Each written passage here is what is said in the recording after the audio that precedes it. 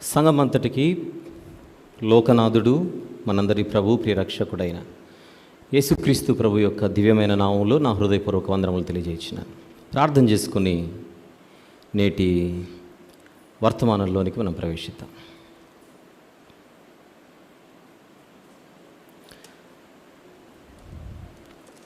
ప్రార్థన. ప్రేమగల తండ్రి, కృపగల దేవ, జీవం గల నాయన, పరిశుద్ధుడైన మహా గొప్ప దేవ,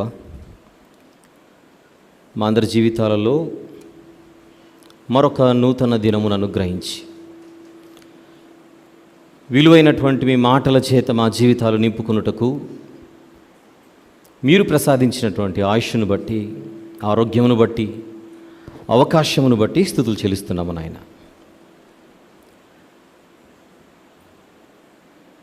ఈ సాయంత్రం వేళ ఆరాధనలో మా అందరి జీవితాలకు అవసరమైన మంచి మాటలు మేము వినాలని ఆశపడుచుండగా కేవలం మీ నడిపింపు చేత, మీ సహాయము చేత మాత్రమే ఆత్మీయంగా మేము ప్రయోజనము, బలము పొందగలమని మీ సన్నిధిలో ఒప్పుకొనుచు సహాయం చేయమని వేడుకొనొచ్చు.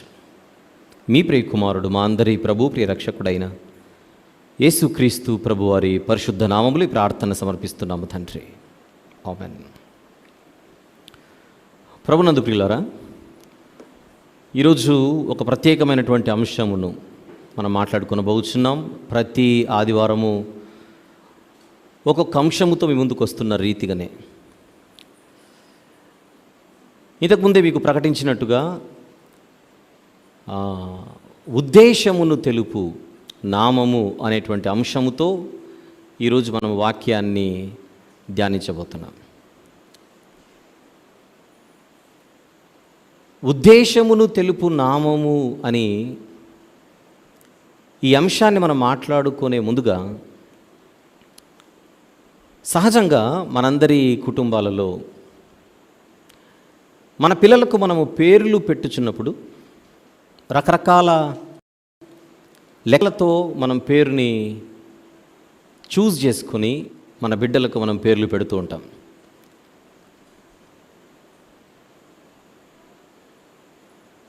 ప్రాంతాన్ని బట్టి, ఆచారాలను బట్టి, సాంప్రదాయాలను బట్టి, నమ్మకాలను బట్టి, రకరకాల కారణాలతో మనం మన పిల్లలకు సహజంగా నామకరణం చేస్తూ ఉంటాం. కొన్ని సందర్భాలలో పెద్దగా కారణాలేమీ లేకుండా కూడా మనం పేర్లు పెడుతూ ఉంటాం.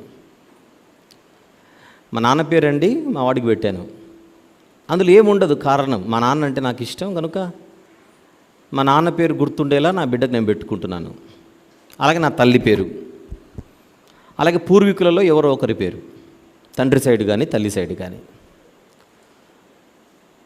వాళ్ళ మీద ఉన్నటువంటి మనకున్న ప్రేమానురాగాలను బట్టి, ఆ మమకారాన్ని బట్టి ఆ పేరు మన కుటుంబాలలో ఎప్పుడు వినపడేలా దానిని మనము పెద్దగా వేరే ఇతరత్ర కారణాలు లేకుండా మనం పేర్లు పెట్టుకునేటువంటి అలవాటు కూడా మన మధ్య ఉంటుంది. ఇందులో తప్పు పట్టాల్సిన అవసరము లేదు, అవకాశము లేదు. దానికి సంబంధించిన పెద్దగా ఆలోచనలు చేయాల్సిన అవసరం కూడా లేదు. కొన్ని సందర్భాలలో ఈ పేరు మా ఊరిలో ఎవరికి లేదు కనుక మేము పెట్టుకుంటున్నాం అని కూడా ఉంటాయి. ఎవరికి లేదు కనుక కొత్త పేరు కనుక పెట్టుకుంటున్నాం. అంటే పేర్లు పెట్టేటప్పుడు జనరల్గా పేరు కొత్తది కనుక పెట్టుకోవడం, లేదా మా బంధువులలో, మా పూర్వీకులలో ఎవరికో ఉంది కనుక పెట్టుకోవడం, ఇలాంటి ఆలోచనలు కూడా మనం నామకరణం చేసేటప్పుడు వస్తూ ఉంటాయి. అయితే మనందరం దేవుని పిల్లలుగా పరిశుద్ధ గ్రంథము యొద్దకు వచ్చినప్పుడు, బైబిల్ దగ్గరకు వచ్చినప్పుడు ఈ పేర్లకు సంబంధించి ఒక సీరియస్ సబ్జెక్ట్ కనపడుతూ ఉంటుంది. అది ఈరోజు మీ దృష్టికి తీసుకొని వచ్చే ఒక చిన్న ప్రయత్నం చేస్తున్నాను. పేర్లు మన పిల్లలకు మనం పెట్టుకోవడం మనకు అలవాటు, కానీ మొట్టమొదటగా అసలు పేర్లు పెట్టడం అన్న ప్రక్రియ ప్రారంభించిందే దేవుడు అన్న సంగతి ఇక్కడ మనం జ్ఞాపకం చేసుకోవాలి. పేర్లు పెట్టడం అన్నది మనిషితో ప్రారంభం అవ్వలేదు, దేవుడు స్టార్ట్ చేశాడు. వెలుగును చీకటిని వేరుపరచి వెలుగునకు చెప్పండి పగలనియు చీకటికి రాత్రి అని పేరు పెట్టింది ఎవరంటారు? దేవుడు. అంతేనా? జలముల మధ్య ఒక విశాలము ఏర్పరచి ఆ జలములను ఈ జలములను వేరుపరుచున్నట్లుగా ఒక విశాలము కలుగునుగాక జలముల మధ్య అని దేవుడు పలుకగా ప్రకారమాయను. దేవుడు ఆ విశాలమునకు ఆకాశమని పేరు పెట్టెను. బైబిల్లోని మొదటి పేజ్ అది. ఆకాశము క్రింది జలములు ఒకచోటనే కూర్చబడి ఆరిన నేల కనబడును గాక అని దేవుడు పలుకగా ప్రకారమాయను. ఆ ఆరిన నేలకు దేవుడు భూమి అని పేరు పెట్టెను. జలరాశికి ఆయన సముద్రములని పేరు పెట్టెను. మీరు గమనించండి, సృష్టిని చేస్తున్నప్పుడు సృష్టికర్త ఆ సృష్టిలోని ఆయన కలిగించిన వాటికి ఆయనే పేర్లు పెట్టుచున్నట్టుగా మనకు ప్రారంభ పరిచయ భాగంలో బైబిల్లో కనబడుతోంది.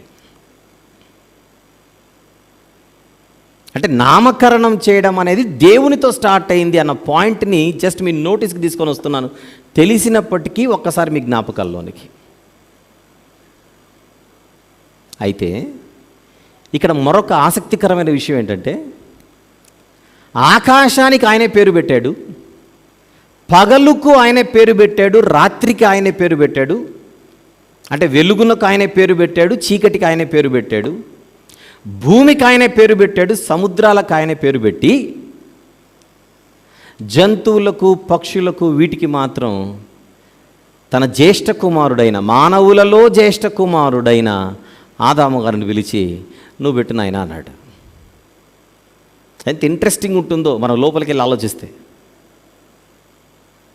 ఆకాశానికే పేరు పెట్టిన ఆయన ఆవుకు పేరు పెట్టలేడు, కానీ పెట్టలా. ఆదామును పిలిచి నువ్వు పెట్టు నాయన. ఆదాము గారు ఏ పేరు పెడితే దానికి ఆ పేరు వచ్చింది. ఇది బల్లి అంటే బల్లి అయింది, పిల్లి అంటే పిల్లి అయింది తెలుగు బైబిల్లో. ఆ ఒక్క కాంటెక్స్ట్ మాత్రం చూద్దాం తెరచి. ఆదికాండము 2వ అధ్యాయం తీద్దాం. ఆదికాండము 2వ అధ్యాయం 19వ వచనము చూద్దాం. 19. దేవుడైన యెహోవా, బైబిల్ చదివేవారికి మైక్ ఇవ్వండి, బైబిల్ చదివేవారికి డిస్టర్బెన్స్ లేని మైక్ ఇవ్వాలి. Okay, is it okay? చూడు,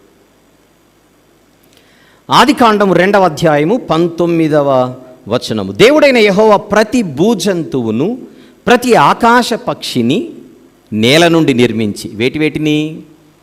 జంతువులను పక్షులను నిర్మించి. నెక్స్ట్ మాట చూద్దాం జాగ్రత్తగా. ఆదాము వాటికి ఏ పేరు పెట్టునో చూచుటకు అతని యొద్దకు వాటిని రప్పించెను. తనకు పేరు పెట్టడము రాక కాదు, చేతగాక కాదు. ఆ చూచుటకు అనే పదం చూడండి అక్కడ.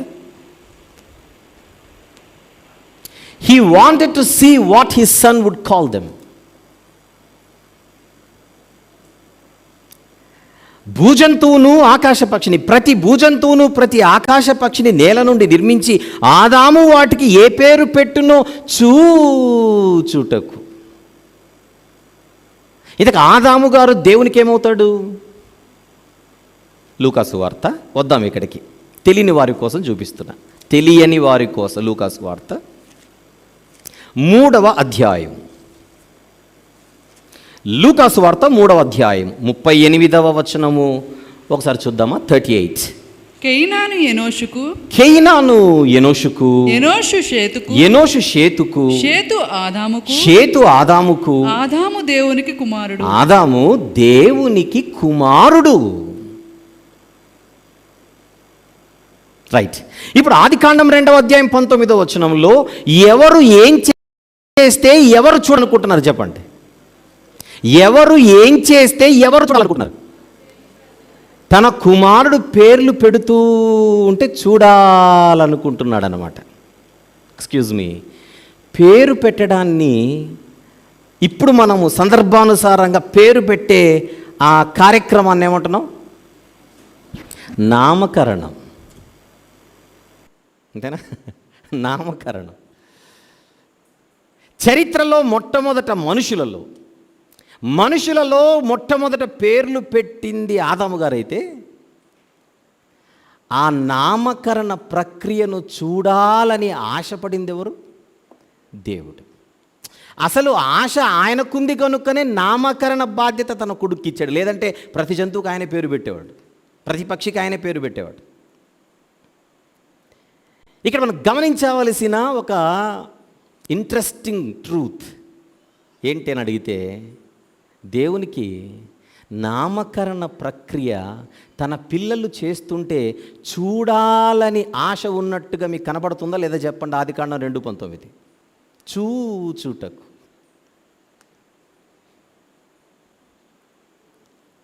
అప్పుడప్పుడు మన పిల్లలు కూడా, చంటి పిల్లలు, మనము పలికినట్టుగా స్పష్టంగా తెలుగు ఏం మాట్లాడలేరు, మదర్ టంగ్. ఏదో ముద్దుగా వాడు ఏ వస్తువును ఏమని పిలిచినా మనకు ముద్దే. అంతేనా? ముద్దుగా వాడు ఏ వస్తువును ఏమని పిలిచినా మనకు సరదానే, ముచ్చటగా చూస్తుంటాం. విచిత్రం ఏంటంటే మనకు తెలియకుండానే ఆ వస్తువును వాడేమని పిలుస్తాడో రెండో రోజు నుంచి మనకు కూడా అదే పేరు అలవాటు అయిపోతుంది. వాటితో మాట్లాడేటప్పుడు ఆ భాషలోనే మాట్లాడుతుంటాం మనం. అంతేనా కాదు చెప్పండి? నీరు అని మనం అంటాం, వాడనడు. వాడికి ఇష్టం వచ్చింది తిరిగింది అంటాడు, అంతే. చచ్చినట్టు వాడి భాషలోనే మాట్లాడాల్సిందే మనం. పాలు కావాలంటే వాడి డిక్షనరీలో వేరే పేరు ఉంటుంది. మన చంటోళ్ళ గురించి మాట్లాడుతున్నా.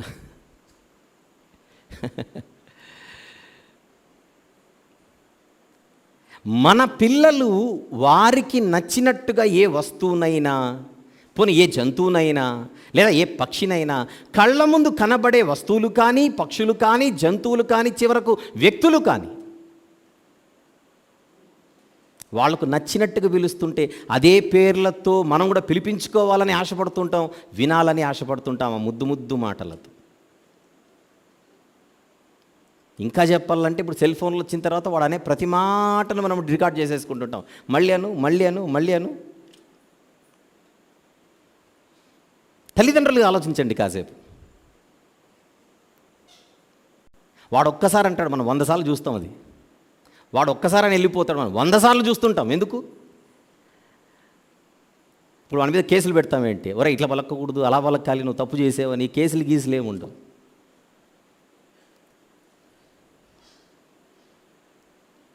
ఇది మనం మనసులో పెట్టుకుంటే ఆదికాండం 2:19 ఒకసారి తల్లులుగా తండ్రులుగా ఒకసారి మీరు చూడాలని నేను మనవి చేస్తున్నా. తల్లులుగా తండ్రులుగా చూడండి, పిల్లలు కలిగిన వారుగా.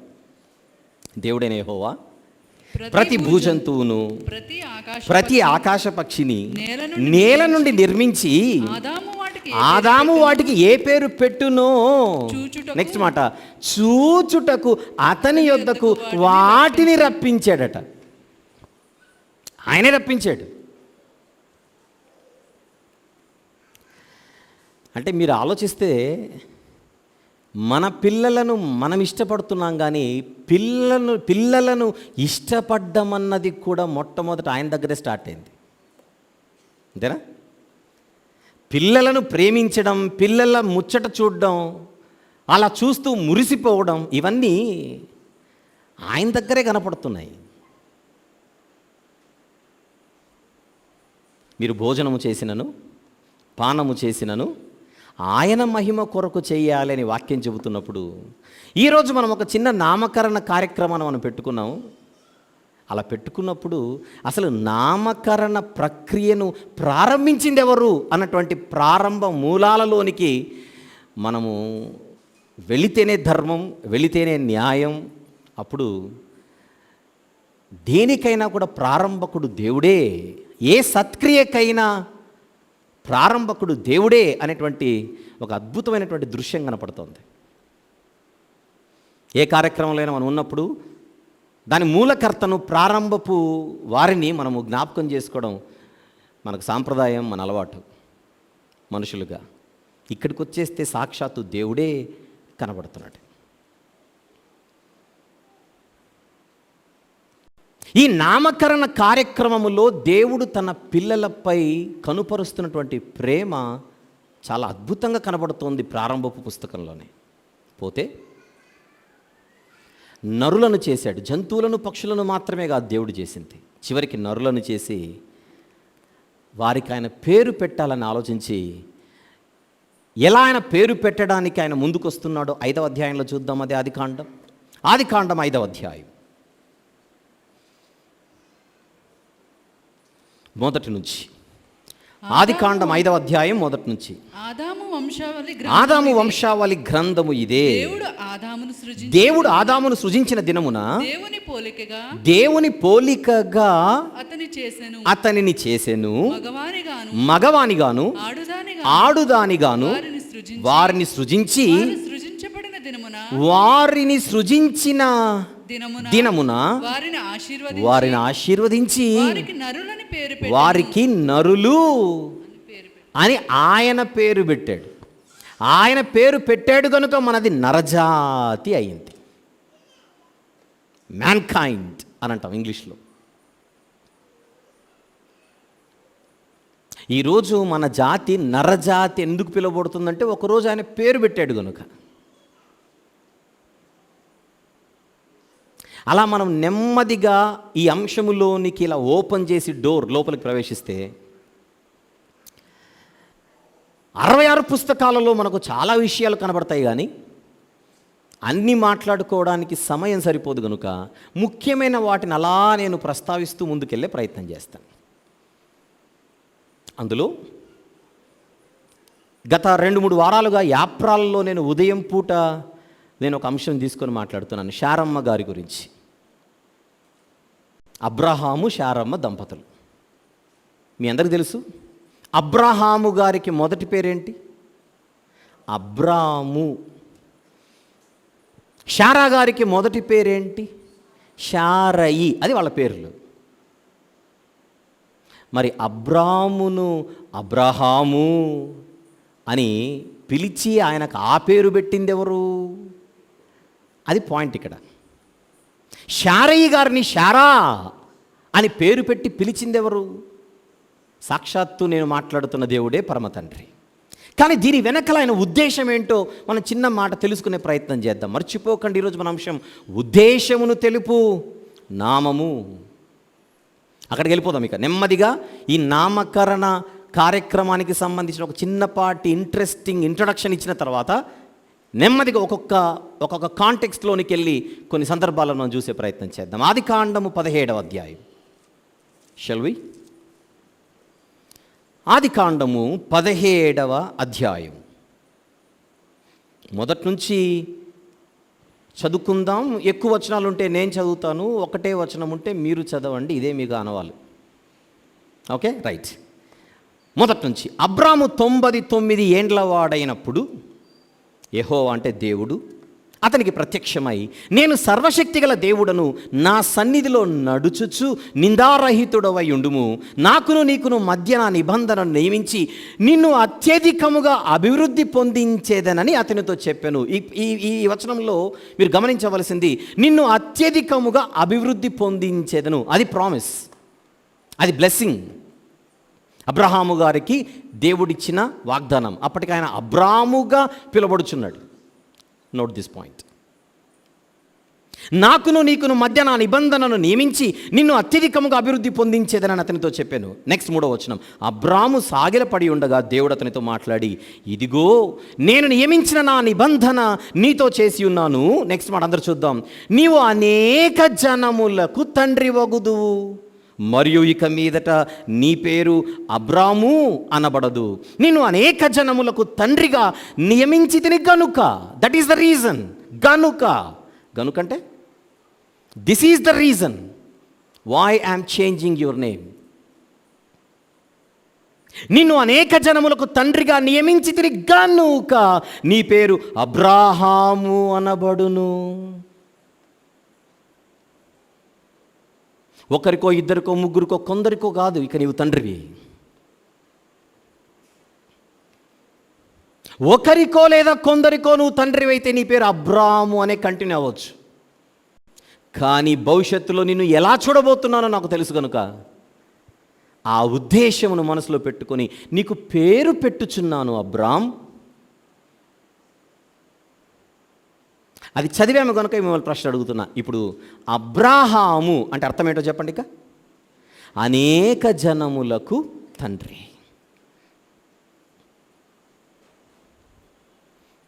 విశ్వాసులందరికీ తండ్రి ఎవరు? అబ్రహాము గారే. మరి చరిత్రలో విశ్వాసులు ఎంతమంది ఉన్నారు? లెక్కలేనంత. అంతేనా? లెక్కలేనంతగా విశ్వాసులు ప్రపంచ చరిత్రలో ఉండగా వీళ్ళందరికీ తండ్రిగా పిలువబడుచున్నవాడే ఇక్కడ దేవుడు పేరు పెట్టుచున్న అబ్రహాము గారు. ఈ పేరు వెనుకల దేవునికి ఒక ఉద్దేశం కనబడుతుందా లేదా మిమ్మల్ని అడుగుతున్నది పాయింట్. అబ్రహాము గారికి దేవుడు అబ్రహాము అని పేరు పెట్టేటప్పుడు ఈ పేరు ఈ భూమి మీద ఎవరికి లేదు కనుక ఈయనకు పెట్టేద్దాం అని కాదు ఇక్కడ లెక్క. పలకడానికి కూడా ఈజీగా ఉంది, పెట్టేద్దాం అని కాదు దేవుని లెక్క ఇక్కడ. ఆ పేరు వెనుక ఆయనకంటూ ఒక పర్పస్ కనబడుతోంది. వాక్యం అయిపోయేంత వరకు ఇంకెవరు తిరగకండి. ఏ డిపార్ట్మెంట్ వాళ్ళు కూడా తిరగకండి. ఇది అబ్రహాము గారి గురించి. ఇప్పుడు ఆయన సతీమణి గురించి కూడా చూద్దాం. కింద 15 చదవండి అమ్మా, 15 నుంచి. మరియు దేవుడు నీ భార్య అయిన శారయి పేరు శారయి అనవద్దు.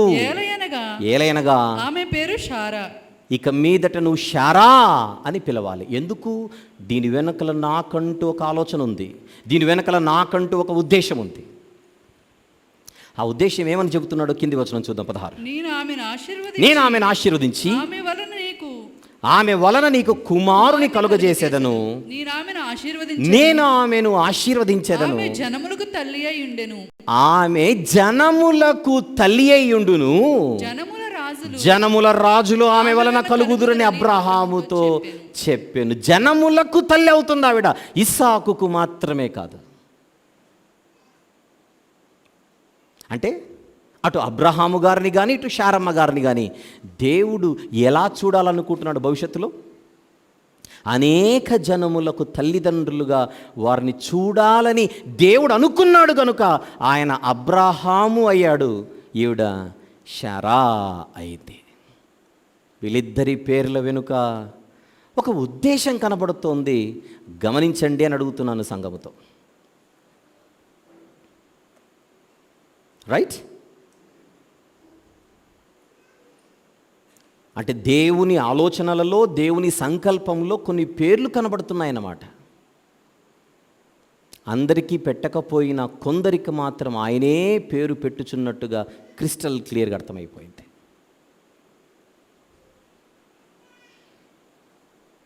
యాకోబు గారి పేరును కాస్త ఏమిగా మార్చేశాడు ఆయన? ఇశ్రాయేలుగా.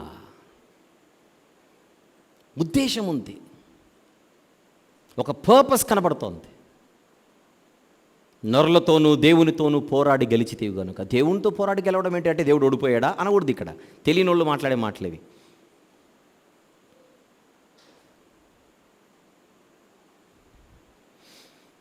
హన్నా గారు తన ప్రార్థనల ద్వారా దేవునితో ఒక మంచి కుమారుణ్ణి ఆవిడ సంపాదించుకోగలిగింది దేవుని నుండి.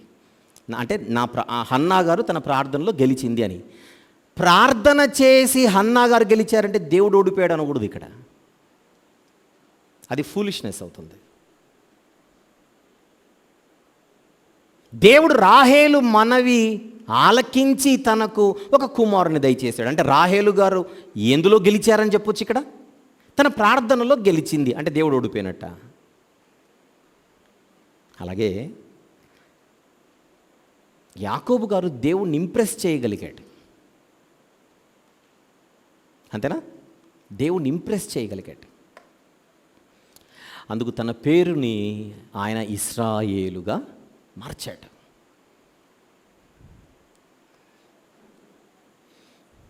అబ్రహాము శారమ్మల మనవడాయన.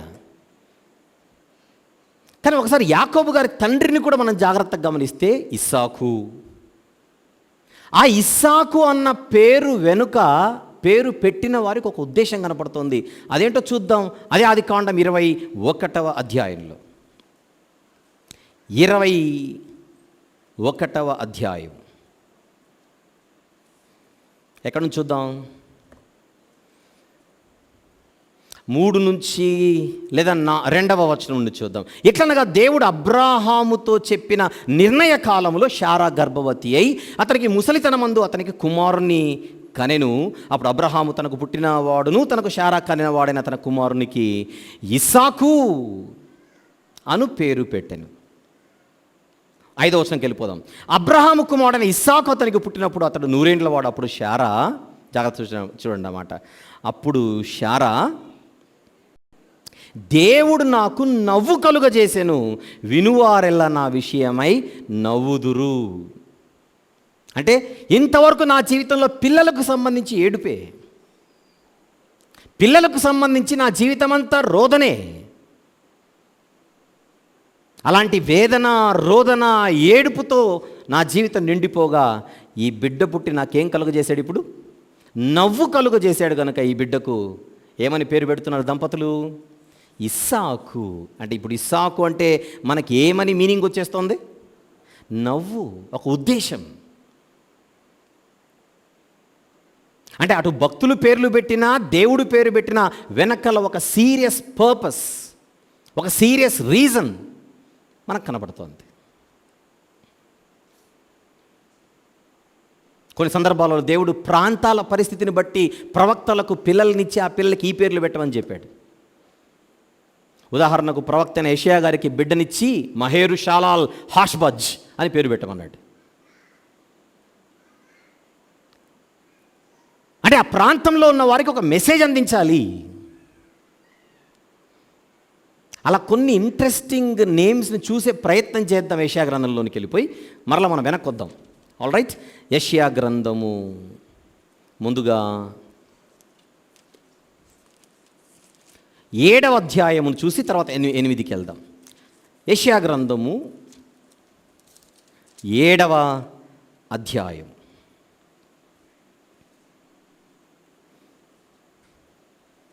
తీసారా?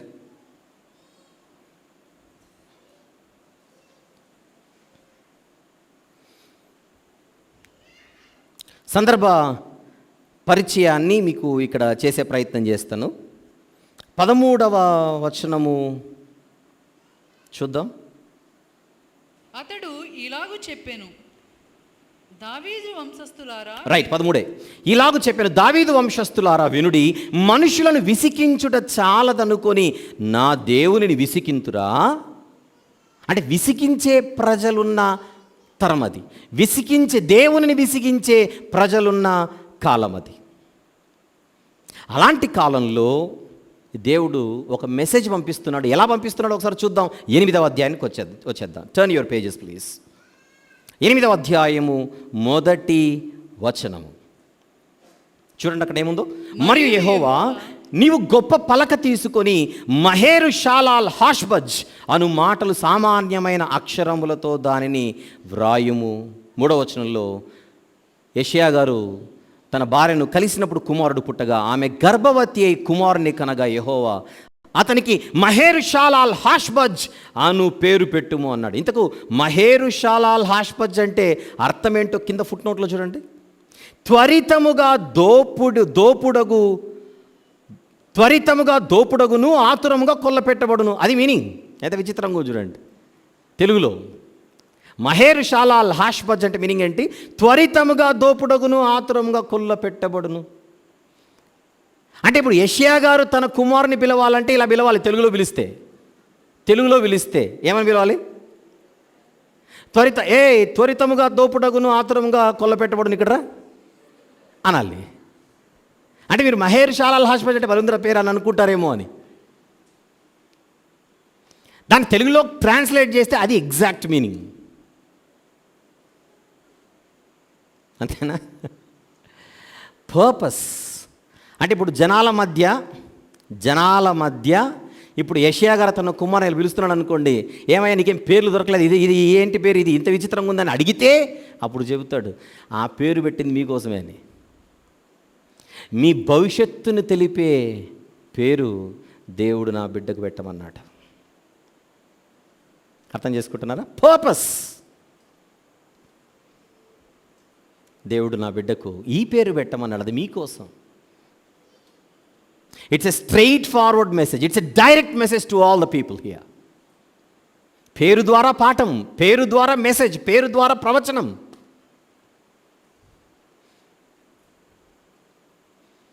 ఉన్న సమయాన్ని బట్టి కొంచెము అలా నేను ఔటర్ రింగ్ రోడ్లో తిరుగుతూ మీకు అర్థమయ్యే పాయింట్స్ని అందించే ప్రయత్నం చేస్తున్నాను.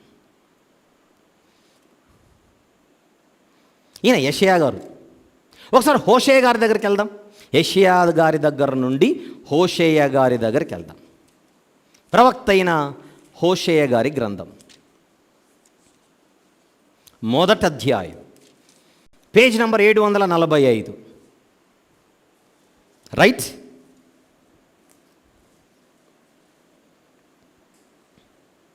చూడండి ఎలా ఉందో. 6వ వచనం చూద్దాం ముందుగా. హోషేయ గ్రంథం మొదటి అధ్యాయం 6వ వచనం. పిమ్మట ఆమె మరలా గర్భవతి కుమార్తెను కనగా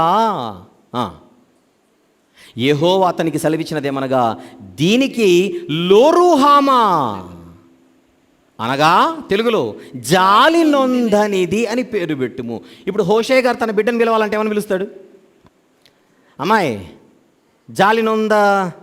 జాలి నొందనిది ఇక్కడ రా, మీ అమ్మ టిఫిన్ చేసింది లేదో కనుక్కో ఒకసారి అని పిలవాలి.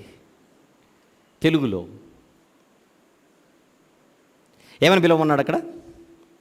లోరుహామా అంటే జాలి నొందనిది. ఆర్ యు రెడీ అని అడగాలి బిడ్డని. ఇప్పుడు 9వ వచనం. యెహోవా ప్రవక్తకు సెలవిచ్చినది 8 చూసి ఇక్కడికి వద్దాం. లోరుహామా జాలి నొందనిది. పాలు విడిచిన తర్వాత తల్లి గర్భవతి కుమారుని కనింది. ఇప్పుడు మగబిడ్డ పుట్టాడు. మగబిడ్డ పుట్టగానే యెహోవా ప్రవక్తకు సెలవిచ్చినదేమనగా, ఏమని? మీరు నా జనులు కారు, నేను మీకు దేవుడనై ఉండను గనుక లో అమ్మి. అంటే అర్థం ఏంటి? నా జనము కాదు. ఇప్పుడు హోషేయ గారు అబ్బాయిని బడిలో చేర్పించడానికి వెళ్ళాడు, నర్సరీకి, 3 ఏళ్లకు.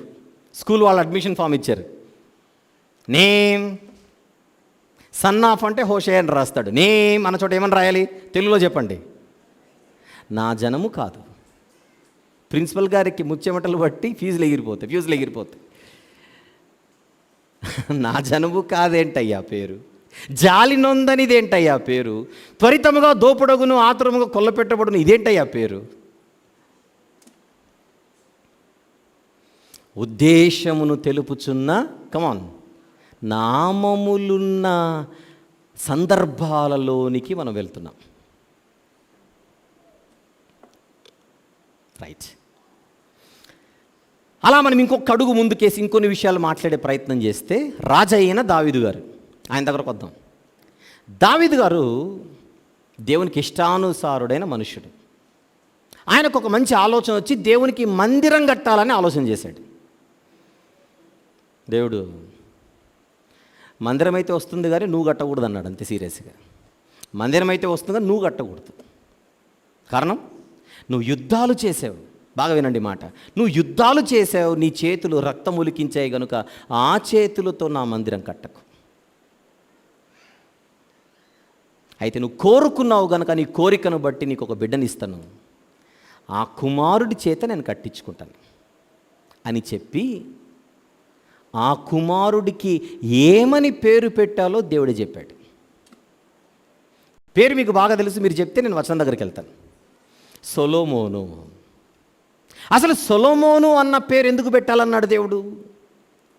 అది మన మాటలు ఎందుకు కానీ నేరుగా దావీదు గారి దగ్గరికి వెళ్దాం. ఒకరోజు తన కుమారుని పిలిచి ఆయన తన కుమారుడితో మాట్లాడుతున్న సందర్భంలో ఈ పేరు వెనుకల చరిత్రను చెబుతున్నాడు. జాగ్రత్తగా చూద్దాం. దినవృత్తాంతముల మొదటి గ్రంథం, దయచేసి ఫస్ట్ క్రానికల్స్ 22వ అధ్యాయం. దినవృత్తాంతముల మొదటి గ్రంథము 22వ అధ్యాయం 7 నుంచి చూద్దామా? 7 నుండి. మరియు దావీదు సొలొమోనుతో ఇట్లా, నేను అందరూ తీశారా? దినవృత్తాంతంలో మొదటి గ్రంథము 22వ అధ్యాయము 7 నుండి. మరియు దావీదు సొలొమోనుతో ఇట్లా, నేను నా కుమారుడా, నేను నా దేవుడైన యెహోవా నామ ఘనత కొరకు ఒక మందిరమును కట్టించవలెనని నా హృదయమందు నిశ్చయము చేసుకొని ఉండగా యెహోవా వాక్కు నాకు ప్రత్యక్షమై ఇలాగు సెలవిచ్చాను. ఏమని? నీవు విస్తారంగా రక్తము ఒలికించి గొప్ప యుద్ధములు జరిగించిన వాడవు, నీవు నా నామమునకు మందిరమును కట్టించకూడదు. నా సన్నిధిని నువ్వు విస్తారంగా రక్తము నేల మీదికి ఓడ్చితివి అని. ఇప్పుడు 9వ వచనంలో జరిగిన విషయాలను దావీదు గారు తన కుమారునితో చెబుతున్నాడు. నీకు పుట్టబోవు ఒక కుమారుడు సమాధానకర్తగా ఉండును. ఎలా ఉండబోతున్నాడు తన కుమారుడు? సమాధానకర్తగా ఉండును. చుట్టూ ఉండు అతని శత్రువులనందరినీ నేను తోలివేసి అతనికి సమాధానము కలుగజేతును. అందువలన, దట్ ఈజ్ ద రీజన్. ఏం చేయాలి? అందువలన అతనికి సొలొమోను అను పేరు పెట్టబడును. ముందే చెప్పేశాడు దేవుడు. అంటే సొలొమోను అన్న పదానికి ఇప్పుడు తెలుగులో అర్థం ఏంటి? సమాధానకర్త. ఎవరితో యుద్ధాలు చేయడు, అతనికి శత్రువులు అంటూ పెద్దగా ఉండరు.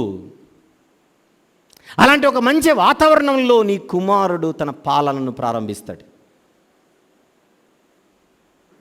తన ఏలుబడిని కొనసాగిస్తాడు. నీలాగా యుద్ధాలు చేయడు గనుక, నీలాగా పోరాటాలు ఉండవు గనుక, నీలాగా యుద్ధాలు ఉండవు గనుక, సమరాలు ఉండవు గనుక, సమాధానం మాత్రమే ఉంటుంది కనుక నీ కుమారుడి పేరు సొలొమోను. అప్పటికి ఇంకా ఆయన పుట్టలేదు, సొలొమోను గారు పుట్టలేదు. పుట్టుటకు ముందే పుట్టబోవు బిడ్డ అన్నాడు, పుట్టబోవు కుమారుడు. బిడ్డ పుట్టక ముందే దేవుడు పేరు పెట్టేస్తున్నాడు. బిడ్డ పుట్టక మునుపే.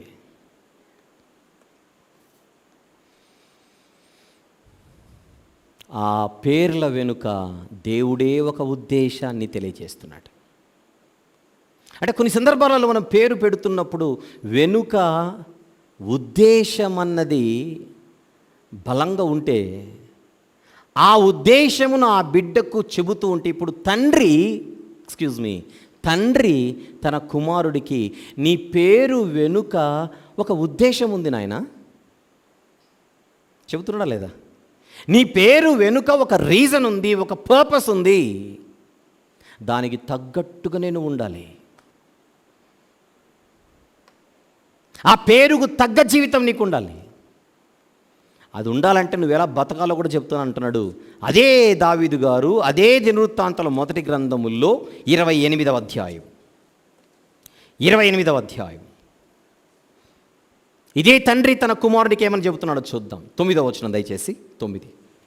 సొలొమోనా, నా కుమారుడా, నీ తండ్రి యొక్క దేవుడైన యెహోవా అందరి హృదయములు పరిశోధించువాడును, ఆలోచనలన్నిటినీ సంకల్పములన్నిటినీ ఎరిగిన వాడునై ఉన్నాడు. నీవు ఆయనను తెలుసుకొని హృదయపూర్వకముగాను మనఃపూర్వకముగాను ఆయనను సేవించుము.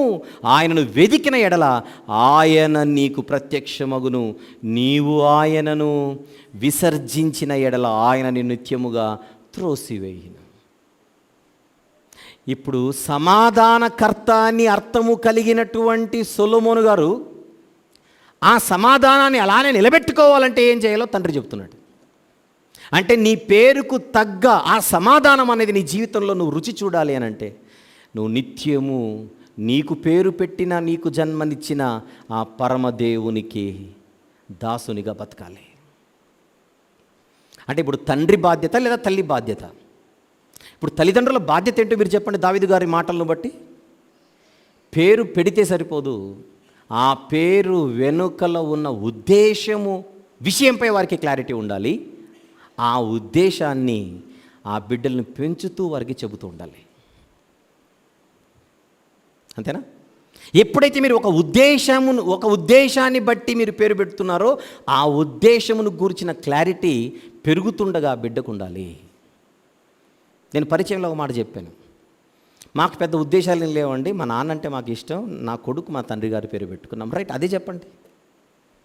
అది చెబుతున్నప్పుడు మా నాన్న అచీవ్మెంట్స్ కానీ, ఆయనకున్నటువంటి భక్తి కానీ, ఆయనకున్నటువంటి విశ్వాసం కానీ, ఆయనలో ఉండేటువంటి పాజిటివ్స్ ఏవైతే ఉంటాయో ఆ కుమారుడికి చెప్పి, నువ్వు ఆ పేరుకు తగ్గ జీవితాన్ని కలిగి ఉండాలిరా. అంతేనా? ఏది లేదు, పలకడానికి బాగుంది పెట్టేశారు, ఇంకా చెప్పడానికి ఏం లేదు అక్కడ. పోనీ అదే మాట చెప్పండి, పలకడానికి ఈజీగా ఉంటుంది పెట్టుకున్నాను రా నీ పేరని. కానీ ఎప్పుడైతే మనం ఒక వాక్యానుసారమైన లేకపోతే ఒక ఒక ఒక సీరియస్ రీజన్ని బట్టి మనము బిడ్డకు పేరు పెడుతున్నామో, ఆ రీజన్ గురించిన క్లారిటీ ఆ పిల్లల మనసులో ప్రింట్ చేయవలసిన బాధ్యత తల్లిదండ్రులది. ఇక్కడ ఎవరు చేస్తున్నారు అది? తండ్రి అయిన దావీదు గారు. రైట్. ఒక్కసారి అలా నెమ్మదిగా పాత నిబంధన దాటి క్రొత్త నిబంధనకి వెళ్ళిపోతే, క్రొత్త నిబంధనలో పాపం అబ్రహాము శారమ్మల వలె పిల్లలు లేక బాధపడుతున్న వృద్ధ దంపతులు కనబడతారు. ఎవరు? జకర్యా, ఎలీజబెతులు. అదే వాక్యపట్టణం ఈరోజు. పాపం బిడ్డలు లేరనే బాధ, ఆ వృద్ధాప్యంలో అది ఒక తీరని ఒక కోరికలాగా వారికి ఉండిపోయి ఎంతో మనోవేదనకు గురవుతున్న స్థితి ఆ దంపతులది. అలాంటి పరిస్థితుల్లో దేవుడు తన దూతను పంపి వారికి ఇస్తున్నటువంటి వాగ్దానం ఏంటో, ఇస్తున్నటువంటి మాట ఏంటో ఒక వచనాన్ని చూద్దాం. ముందుగా లూకా సువార్త 1వ అధ్యాయం. షల్ వి? లూకా సువార్త 1వ అధ్యాయం.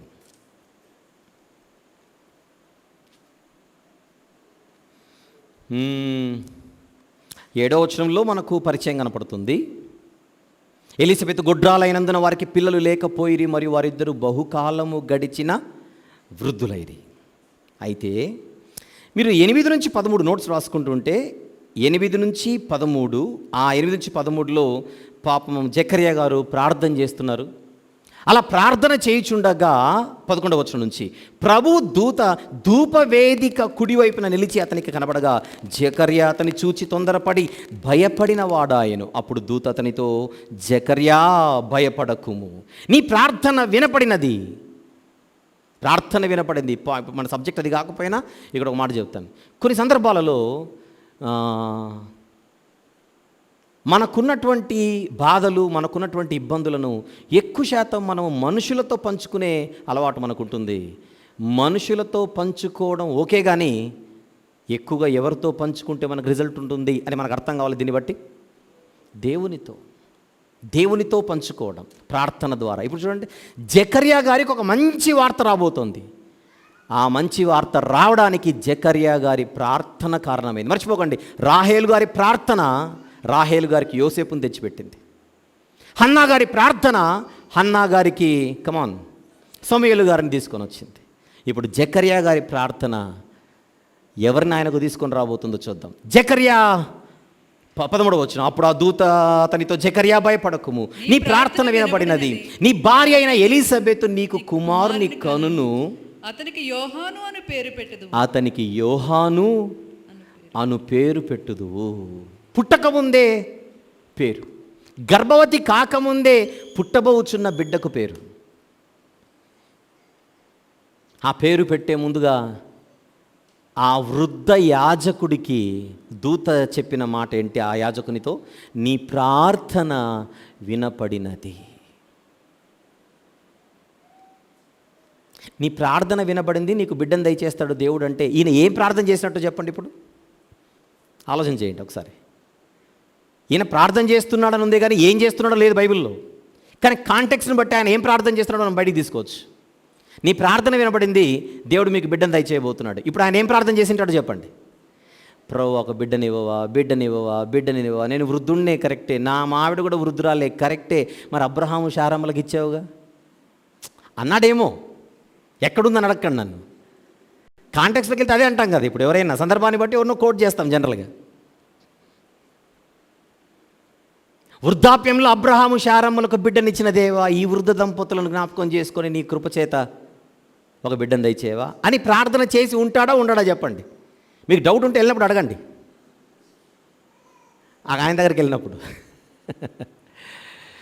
అప్పుడు దూత తెచ్చిన మాట, నీ ప్రార్థన వినబడిందయ్యా, దేవుడు చెప్పమన్నాడు. నీకు ఒక కుమారుణ్ణి నీ భార్య నీకు కనబోతోంది. ఆ కుమారుడికి నువ్వు యోహాను అని పేరు పెట్టుదు. యోహాన్ అంటే పేరేంటో చెప్పనా? దేవుడు కృపగలవాడు. The Lord is gracious. అంటే భవిష్యత్తులో వీరు యోహాను యోహాను యోహాన్ అని పిలిచినప్పుడు అంతా కూడా ఆ పిలిచే పిలుపులో వారికి ఏం గుర్తుండాలి? దేవుడు తన కృపచేత ఈ బిడ్డనిచ్చాడు. అది పర్పస్. అంతేనా? దేవుడు తన కృపచేత ఇచ్చాడు. బిడ్డల్ని కనే అంత శరీర బలం ఉన్న వాళ్ళం కాదు, శరీర ధర్మం కూడా నిలిచిపోయి ఉండొచ్చు. కానీ మా కళ్ళ ముందు తిరుగుతున్నటువంటి యోహాన్ అనేటువంటి బిడ్డ మాకు బహుమానంగా రావడానికి ఇది శరీరమును బట్టి కలిగినది కాదు, శరీరమును బట్టి పుట్టినవాడు కాదు, దేవుని కృపను బట్టి పుట్టినవాడు. ఇప్పుడు జకర్యా, ఎలీసబెతులు ఆ బిడ్డ పుట్టిన తర్వాత ఆ బిడ్డ ఎదిగేటప్పుడు ఖచ్చితంగా ఈ మాట ఆ బిడ్డకు చెప్పాలా వద్దా? మీరు చెప్పాలి, చెప్పే ఉంటారు కూడా. ఎందుకంటే వాళ్ళకి చాలా క్లారిటీ ఉంది. ఇప్పుడు మీరు వాక్య పఠనం చదివారు, ఒకసారి అక్కడికి వద్దాం. అదే మొదటి అధ్యాయంలో 57 నుండి ప్రసవ కాలం వచ్చినప్పుడు ఎలీసబెతు కుమారుని కనెను. అప్పుడు ప్రభువు ఆమె మీద మహాకనికరం ఉంచునని ఆమె పరుగువారును బంధువులను విని ఆమెతో కూడా సంతోషించిరి. చూడండి జాగ్రత్తగా, బిడ్డ పుట్టగానే చుట్టూ ఉన్నటువంటి బంధువులందరూ, ఇరుగు పొరుగు వారు ఆమె విషయంలో వాళ్ళు అంటున్న మాటలు ఏంటో చూడండి. అక్కడ ప్రభువు ఆమె మీద మహాకనికరం ఉంచాడు గనుక ఈ బిడ్డ పుట్టాడు. చుట్టూన్నోళ్ళకి క్లారిటీ వచ్చేసింది. ఏమని?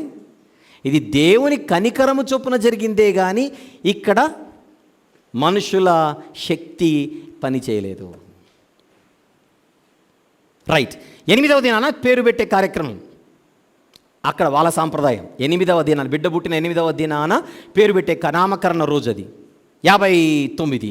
8వ దినమున వారు ఆ శిశువుకు సున్నతి చేయవచ్చి తండ్రి పేరును బట్టి జకర్యాను పేరు వానికి పెట్టబోచుండగా, వీళ్ళ నాన్న పేరు పెట్టేద్దాం అనుకుంటున్నారు అందరూ, సొంత నిర్ణయాలు. పాపం ఇన్నేళ్లకు బిడ్డ పుట్టాడు, ఈ కొడుకు కూడా జకర్యా 1, జకర్యా 2, సీనియర్ జకర్యా, జూనియర్ జకర్యా అని వాళ్ళు ఏదో ప్లాన్ చేసుకున్నారు. అప్పుడు వెంటనే తల్లి ఏమంటుంది? 60వ వచనంలో తల్లి, అలాగు వద్దు, వానికి యోహానను పేరు పెట్టవలెనని చెప్పినందుకు వారు, నీ బంధువులలో ఆ పేరు గలవాడెవడును లేడే అంటున్నా. అంటే వీళ్ళ లెక్కలేంటి? మన బంధువులు ఎవరైనా ఉంటే పెట్టేద్దాం, అది వాళ్ళ ఆలోచన. అదే పరిచయంలో చెప్పాను నేను. మన పూర్వీకుల్లోనూ మన బంధువుల్లోనూ ఎవరన్నా పేరుంటే మనం తగిలించేసుకొని మనం పెట్టుకునే అలవాటు ఉంటుంది, ప్రేమను బట్టి. తప్పు కాదు అది. కానీ ఇక్కడ ఈ బిడ్డ విషయంలో వెనకలో ఒక బలమైన కారణం కనపడుతుంది. వచ్చిన వాళ్ళందరూ ఆ పేరు పెట్టమంటే తల్లి మాత్రం యోహాన్ అనే పేరే పెట్టాలి. నీ బంధువుల్లో ఆ పేరు గలవాడు ఎవడు లేడే అని ఆమెతో చెప్పి వానికి ఏ పేరు పెట్టగోరుచున్నావు అని వాని తండ్రికి సంగతులు చేసి అడిగిరి. పాప ఆయనకు మాట నిలిచిపోయింది కనుక కొద్ది రోజులు అతడు వ్రాత పలక తెమ్మని వాని పేరు యోహాన్ అని వ్రాసినందుకు వారందరూ అవ్వా అని ఆశ్చర్యపడిరి. అంతేనా? ముక్కు మీద వేలేసుకొని, అదేంటది, ఈ కొత్త పేరేంటి? ఇప్పుడు యోహాన్ అనే పేరు ఎలీసబెతు, జకర్యా అనేటువంటి ఈ దంపతుల బంధువులందరికీ కొత్త పేరా కాదా? అది చెప్పండి మీరు ముందు నాకు. కొత్త పేరే. యెషయా గారి బంధువులందరికీ మహేరుషాలాల్ హాష్బజ్ కొత్త పేరా కాదా చెప్పండి. అంతేనా? హోషేయ గారి బంధువులందరికీ ఆయనకు పుట్టిన కుమార్తె కానీ ఆయనకు పుట్టిన కుమారుడు కానీ వారికి పెట్టబడిన పేర్లు కొత్తవా కాదా? కొత్తవే. కానీ ఆ కొత్త పేర్ల వెనుక ఏం కనపడుతుంది? ఒక రీజన్ కనపడుతుంది.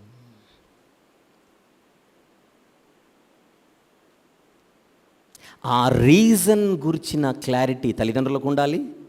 ఆ రీజన్ గురించిన క్లారిటీ పుట్టిన పిల్లలకు ఉండాలి. ఆ కారణం, ఆ ఉద్దేశం, నామము వెనుకలో ఉన్న ఉద్దేశం గురించిన స్పష్టత తల్లిదండ్రులకు లేకపోతే ఇక పిల్లలకు వచ్చే అవకాశం లేదు. పిల్లలకు తెలియకపోతే పేరుకు తగ్గ జీవితం వారికి ఉండే అవకాశం లేదు. బాగుంది. ఇప్పుడు 2000 సంవత్సరాల క్రితం ఈ లోకాన్ని రక్షించుటకు వచ్చిన మనందరి రారాజు, పాపం ఆయన గర్భంలో ఉండగా యోసేపు గారు మరియమ్మను విడిచిపెట్టాలని ప్లాన్లు చేసుకున్నాడు. అనవసరంగా మరియమ్మ గారి భవిష్యత్తు పాడవుతుందని దేవుడు వారి కాపురాన్ని నిలబెట్టడానికి పరలోకము నుండి దూతను పంపాడు. చెప్పండి, పరలోకం నుండి దేవుడు తన దూతను ఎందుకు పంపాడు?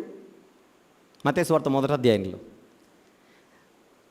పరలోకము నుండి యోసేపు నొద్దకు దేవుడు తన దూతను ఎందుకు పంపాడు? కాపురాన్ని నిలబెట్టడానికి. చూద్దాం ఒకసారి మత్తయి సువార్త 1వ అధ్యాయము. షల్వి మత్తయి సువార్త 1వ అధ్యాయం 18 నుండి. యేసుక్రీస్తు జనన విధమెట్లనగా ఆయన తల్లి అయిన మరియ యోసేపునకు ప్రదానము చేయబడిన తరువాత వారేకము కాకమునుపు ఆమె పరిశుద్ధాత్మ వలన గర్భవతిగా ఉండెను. ఆమె భర్త అయిన యోసేపు నీతిమంతుడై ఉండి, మంచోడే పాపం, ఆమెను అవమానపరచనులకు రహస్యంగా ఆమెను విడనాడని ఉద్దేశించాను. కాపురం చెడిపోతుంది. అతను ఈ సంగతులను గురించి ఆలోచించుకొనిచుండగా ఇదిగో ప్రభుదూత స్వప్నమందు అతనికి ప్రత్యక్షమై, దావీదు కుమారుడైన యోసేపు, నీ భార్య అయిన మరియను చేర్చుకొనుటకు భయపడకుము, ఆమె గర్భము ధరించినది పరిశుద్ధాత్మ వలన కలిగినది. సరే, పేరు దగ్గరకు వస్తాను కానీ ఇక నా పాయింట్ మళ్ళీ 3వసారి నొక్కుతున్నాను. ఇక్కడ దేవుడు తన దూతను యోసేపు నొద్దకు ఎందుకు పంపాడు స్వప్నంలో? 2 సార్లు ఆన్సర్ చెప్పాను. ఇప్పుడు మీరు చెప్పండి. కాపురాన్ని నిలబెట్టడానికి. ఇప్పుడు దేవుడు ఎవరో చెప్పండి? కాపురాలను నిలబెట్టేవాడు. ఇప్పుడు సాతానుగాడు ఎవడో చెప్పండి? కాపురాలను కూల్చేవాడు. ఇది నిజమా? అయిపోయి. ఆదాము హవ్వమ్మల కుటుంబ పెద్దెవరు? ఆదాము హవ్వమ్మలకు కుటుంబ పెద్దెవరు అని అడుగుతున్నాను. ఆదామంటారేమో మళ్ళీ దేవుడు. ఆదాము దేవునికి కుమారుడు అని చదివాంగా. ఇప్పుడు ఆదాము గారి ఫ్యామిలీలో ఎవరెవరు ఉన్నారు చెప్పండి? దేవుడు, ఆదాము, హవ్వమ్మ. ఆదాము గారికి పెళ్లి చేసింది ఎవరు? డాడీ. ఆదాము గారికి అమ్మాయిని చూసింది ఎవరు? డాడీ. ఆదాము గారి కోసం అమ్మాయిని చేసింది ఎవరు? చేసింది ఆయనే, చూసింది ఆయనే, తెచ్చింది ఆయనే. అయ్యగారు లాగేసుకున్నాడు అంతే. ఇప్పుడు ఆదాము గారి ఫ్యామిలీలో దేవుడు ఉన్నాడా లేదా అది చెప్పండి. చక్కగా ఉంది వాళ్ళ ఫ్యామిలీ. అప్పుడు వచ్చాడు. ఏంటి? ఇది నిజమా? ఈ తోట చెట్ల పొలములలో దేనినైనా తినొద్దని మీ డాడీ చెప్పాడా? దేవుడు చెప్పాడంటే మీ డాడీ చెప్పాడా అని అర్థం. చెప్పాడు, పలానా చెట్టు పలానా పండు తెంపితే చచ్చిపోతామట. చావనే చావరు. అయిపోయాక ఏం మాట ఇది? కాపురాలను కూల్చే మాట. అపవాదికి దేవునికి తేడా మీరు గమనించాలి. యోసేపు మరియమ్మల కాపురాన్ని నిలబెట్టుచున్నాడు దేవుడు. ఆదాము హవ్వమ్మల కుటుంబములో ఉండే క్షేమకరమైన వాతావరణాన్ని తీసేశాడు సాతాను. రైట్. ఇప్పుడు ఇంకొక ప్రశ్న. దేవుడు కాపురాలను నిలబెట్టేవాడైతే భూమి మీద కాపురాల నిలబెట్టే వాళ్ళందరూ ఎవరి పిల్లలు చెప్పండి? దేవుని పిల్లలు. ఇక నా నెక్స్ట్ క్వశ్చన్ అర్థమైంది అనుకుంటాను. కాపురాలను నిలబెట్టే వాళ్ళందరూ దేవుని పిల్లలైతే అదే కాపురాలను కూల్చే వాళ్ళందరూ కూడా ఏ కోన్ హై? అపవాది ముద్దు బిడ్డలు హై. మనం ఎవరి పిల్లలుగా ఉండాలి? సమాధానపరచువారు ధన్యులు. నెక్స్ట్ మాట, వారు దేవుని కుమారులు అనబడతారు. సమాధానపరచువారు ధన్యులు, వారు దేవుని కుమారులు అనబడతారు. ఆ ఉన్న సమాధానాన్ని తీసేసేవారు అన్యులు, వారు అపవాది పిల్లలు అనబడుతారని మనం రాసుకోవాలి నెక్స్ట్ నోట్స్లో. దేవుని పిల్లలుగా మన నోట ఎప్పుడు కుటుంబాలను కట్టే మాటలే రావాలి కానీ కూల్చే మాటలు రాకూడదు. నిజంగానే ప్రాబ్లం ఉంది. నిజంగా మనం దేవుని పిల్లలమైతే ఆ ప్రాబ్లంని తీసేసేలా అక్కడ వ్యవహరించాలే కానీ మసాలా పోసేలా ఉండకూడదు. అంతేనా? కట్టు, జతపరచు. దేవుడు జతపరచును. దేవుడు జతపరిచిన వారిని ఏ మనుష్యుడు వేరుపరచకూడదు. వేరుపరిచితే సాతాను పిల్లలు, జతపరిచితే దేవుని పిల్లలు. అంతేనా? భార్యాభర్తల మధ్య, లేదా తల్లిదండ్రులు పిల్లల మధ్య, అత్త కోడల మధ్య ఏవో చిన్న చిన్నవి సర్వసాధారణం. కుదిరితే అక్కడ మనకు అవకాశం ఉంటే కోల్పోయిన సమాధానాన్ని తిరిగి వచ్చేలా మనము ఒక చిన్న ప్రయత్నం చేసి ఆ సమాధానాన్ని తీసుకొని రావాలి. కానీ కాపురాలను కూల్చి ఒకరికొకరు దూరం అయిపోయే మాటలు అక్కడ మనం చేర్చడం అనేది దౌర్భాగ్యమైన పరిస్థితి. ఇలాంటి పరిస్థితి కానీ ఇలాంటి స్థితి కానీ పొరపాటున కూడా మన జీవితాల్లో ఉండకూడదని మనం నేర్చుకోవాలి. ఇక్కడ దూత చెబుతున్న మాట ఏంటి? చూసావా యోసేపు, ఎంత పని జరిగిపోయింది. అయినా నువ్వు రహస్యంగా విడనాడాలనుకుంటున్నావేంటి? ఇన్ని టీవీ ఛానల్స్ ఉన్నాయి కదా, ఒక దాంట్లోకి దూరు అని చెప్పట్లా.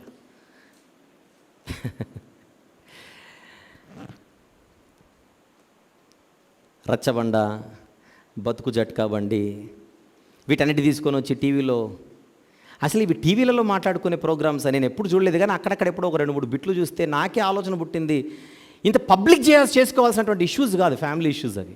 4 గోడల మధ్య సెట్ అయిపోవాల్సినటువంటి విషయాలను మనము డిస్ప్లే చేసి పబ్లిక్ చూపించి మనం తెచ్చుకునేటువంటి రిజల్ట్ ఏముంది అక్కడ?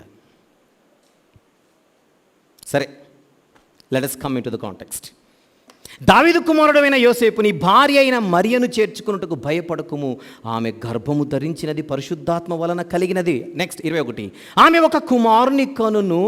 కన్న తర్వాత తన ప్రజలను వారి పాపముల నుండి ఆయనే రక్షించును గనుక, రీజన్ గనుక ఆయనకు యేసు అను పేరు పెట్టాలి. రక్షించేవాడు గనుక ఆయన యేసు. ఎన్నో పేర్లు ఉన్నాయి ఆయనకి, ఆ పేర్లే ఆయనకున్న టైటిల్స్. అభిషేకింపబడి మనల్ని పాలిస్తున్నవాడు కనుక ఆయన క్రీస్తు.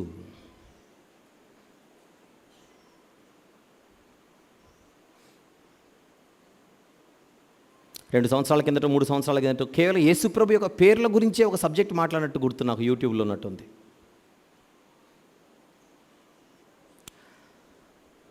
అందులో భాగంగా ఒక ఇంట్రెస్టింగ్ ఫ్యాక్ట్ చెప్పాను, అది ఇక్కడ గుర్తు చేసే ప్రయత్నం చేస్తాను. 66 పుస్తకాలలో విందాం మంచి మాట. 66 పుస్తకాలలో ఆది కాండము నుండి ప్రకటన గ్రంథం వరకు మనకు కొలలు కనపడతాయి పేర్లు. కానీ అన్నిటికంటే అతిపెద్ద పేరు గుర్తుందా మీకు చెప్పిన విషయం? 66 పుస్తకాలలో అన్నిటికంటే అతిపెద్ద పేరు ఎక్కడ కనపడుతుంది మనకు? యెషయా గ్రంథం 9వ అధ్యాయము వచనం చెప్పండి, 6వ వచనం. ఎవరైనా వినకపోతే ఇప్పుడు వినండి జాగ్రత్తగా. మొత్తం 66 పుస్తకాలలో అన్నిటికంటే అతిపెద్ద పేరు అది. చూద్దాం ఒకసారి. యెషయా గ్రంథము 9వ అధ్యాయము 6వ వచనం. మీరు ఎప్పుడైనా బైబిల్ క్విజ్ పుస్తకాలు చూసింటే బైబిల్లో అన్నిటికంటే పెద్ద పేరు మహేరు షాలాల్ హాష్బజ్ అని రాసింటారు. నో, అది కరెక్ట్ కాదు, అది కరెక్ట్ చేసుకోవాలి. యెషయా గ్రంథం 8వ అధ్యాయం 1వ వచనంలో కనపడుతున్న మహేరు షాలాల్ హాష్బజ్ అన్నిటికంటే పెద్ద పేరు అని బైబిల్ క్విజ్ బుక్స్లో కనపడుతుంటాయి. నో, అది రాంగ్ అంటున్నాను. అతిపెద్ద పేరు ఏంటో పక్కన చూద్దాం. పక్క చాప్టర్లో ఉంది అతిపెద్ద పేరు, 9వ అధ్యాయం 6వ వచనం దయచేసి. ఏలయనగా మనకు శిశువు పుట్టెను, మనకు కుమారుడు అనుగ్రహింపబడెను, ఆయన భుజము మీద రాజ్యభారముండును. ఆశ్చర్యకరుడు. ఇప్పుడు జాగ్రత్తగా చూడండి. ఆశ్చర్యకరుడు, ఆలోచనకర్త. నాకు నంబర్ చెప్పాలి. ఆశ్చర్యకరుడు అంటే ఎంత? 1. నెక్స్ట్ ఆలోచనకర్త 2, బలవంతుడైన దేవుడు 3, నిత్యుడగు తండ్రి 4, సమాధానకర్తయగు అధిపతి 5. మళ్ళీ మరలా మొదటిది చెప్పండి. ఆశ్చర్యకరుడు 1, ఆలోచనకర్త 2, బలవంతుడైన దేవుడు 3, నిత్యుడగు తండ్రి 4, సమాధానకర్తయగు అధిపతి 5. రైట్. 5 అంటే పేరా? తెలుగు వచ్చినట్టుగా మీరు చెప్పండి. 5 అంటే ప్లూరలా సింగులరా? ఏకవచనమా బహువచనమా? 1 అయితే ఏకవచనం, 5 అయితే బహువచనం. రైట్. ఇప్పుడు నెక్స్ట్ మాట చూడండి. ఆశ్చర్యకరుడు, ఆలోచనకర్త, బలవంతుడైన దేవుడు, నిత్యుడగు తండ్రి, సమాధానకర్త యగు అధిపతి అని అతనికి పేర్లునా? అదే అధ్యక్ష. 5 కనపడుతున్నప్పుడు అక్కడ పేర్లు రావాలిగా. పేర్లు అని అక్కడెక్కడ ఉంది? పేరు అనే ఉంది. దాని అర్థం ఆశ్చర్యకరుడు నుండి సమాధానకర్తయ్యకు అధిపతి వరకు ఇదంతా టెల్ మీ ఒకటే పేరు. అదంతా కలిపితే ఒక పేరు. దీనినే ఆంగ్ల వ్యాకరణంలో, ఇంగ్లీష్ గ్రామర్లో కాంపౌండ్ నౌన్ అంటే అర్థం ఏంటో చెప్పనా? ఒకటి కంటే ఎక్కువ వేరువేరు పదాలను తీసుకొని వచ్చి కలిపితే అది కాంపౌండ్ నౌన్ అవుతుంది. Compound noun. మీకు ఎగ్జాంపుల్గా ఒక మాట చెప్తాను. అన్నను కానీ తమ్ముడిని కానీ ఇంగ్లీష్లో ఏమంటారు? బ్రదర్. చట్టాన్ని ఇంగ్లీష్లో ఏమంటారు? లా. బ్రదర్ని లాని 2 పక్కన పెట్టి మధ్యలో ఇన్ అని తగిలించండి. Brother in law. Brother in law అనేది ఒకటే పదమా, వేరు పదాలా? 3 పదాలు కలిపి ఒక యూనిట్గా మారిపోయింది. It is a unit of 3 words. It's a compound noun. Brother in law, sister in law, mother in law, ఇవన్నీ ఒకటే పదాలు. అలాగే బైబిల్లో ఒక కాంపౌండ్ నౌన్ ఉంది. ఆశ్చర్యకరుడు, కమాన్, ఆలోచనకర్త, బలవంతుడైన దేవుడు, నిత్యుడగు తండ్రి, సమాధానకర్తయు అధిపతి. దీనిని హెబ్రీ భాషలో పెలేజోయెజ్ ఏల్ గిబ్బోర్ అబి అత్సార్ షలోమ్ అని అంటారు. ఏమంటారు? పెలేజోయెజ్ ఏల్ గిబ్బోర్ అబి అత్సార్ షలోమ్. ఇదంతా కలిపితే ఒక పదం. ఇది బైబిల్లో అన్నిటికంటే అతిపెద్ద పేరు. ఇప్పుడు చెప్పండి, ఆశ్చర్యకరుడు ఎవరు? యేసుప్రభు గురించి అయిన ప్రవచనము. ఆశ్చర్యకరుడు ఎవరు? ఆలోచనకర్త ఎవరు? చెప్పండి. నెక్స్ట్, బలవంతుడైన దేవుడు ఎవరు? యేసుప్రభు వారు. నెక్స్ట్, నిత్యుడగు తండ్రి. యెహోవా దేవుడు కదా, యేసుప్రభు కాదు కదా అంటారేమో. యేసుప్రభు ఎలా తండ్రో నేను ఆల్రెడీ ఒక మాట చెప్పాను, ఒక పాఠమే చెప్పాను, అది చూడండి, ఇప్పుడు నేను చెప్పలేను కానీ. నెక్స్ట్, సమాధానకర్తయు అధిపతి, ప్రిన్స్ ఆఫ్ పీస్. ఇవన్నీ కలిపితే ఒక పేరు. రీజన్ ఉందా లేదా? అలా యేసుప్రభుకు సంబంధించిన టైటిల్ చూస్తే యేసుప్రభుకున్న పేర్లలో ఒక పేరు ఉంది తెలుసా మీకు? ఆమెన్ అనే ఆయన పేరు. యేసుప్రభుకున్న పేర్లలో ఒక పేరు ఆమెన్. నమ్మకమైన వాడు అని ఆయనకు పేరు. సత్యవంతుడు అని ఆయనకు పేరు.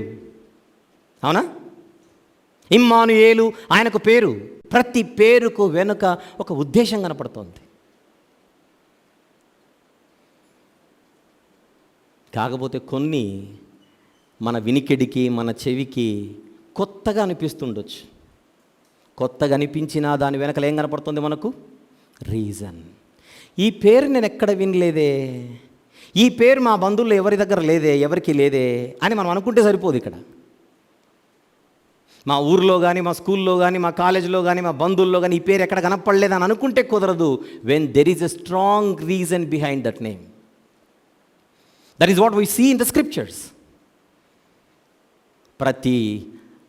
ప్రతి పేరు వెనుకల ఇప్పుడు నేను చూపించిన సందర్భాలన్నిటిలో పేరు వెనుక ఒక ఉద్దేశం కనబడుతుంది. రైటా? ఇప్పుడు ఒక పాయింట్ చెప్తాను, జాగ్రత్తగా వినండి. యేసుప్రభు వారు ఆయనకున్న అనేకమైనటువంటి టైటిల్స్లో ఒక టైటిల్ పునరుత్థానుడు. అవునా కదా?